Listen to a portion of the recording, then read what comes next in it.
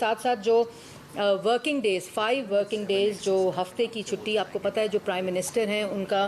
آتے ہی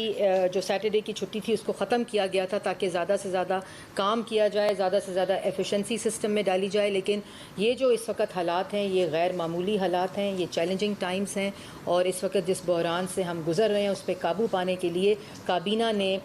سیٹرڈے کی چھٹی کو بحال کر دیا ہے، اور اس کا خالی اس ایک دن کا جو امپیکٹ ہے وہ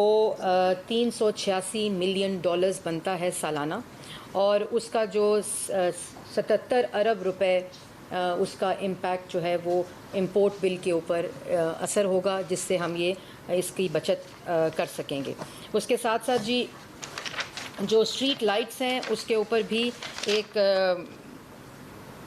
اور اس میں جو ورکنگ ڈیز ہیں اس کے اندر جو فرائیڈے ہے اس کو ورک فرام ہوم کی تجویز آئی ہے، اور پاور منسٹری کی طرف سے، اور اس کے اندر آپ کو پتہ ہے کہ کووڈ کے اندر بھی اس قسم کے ورک فرام ہوم کا صورتحال تھا، لیکن اس پہ پرائم منسٹر نے ایک کمیٹی تشکیل دی ہے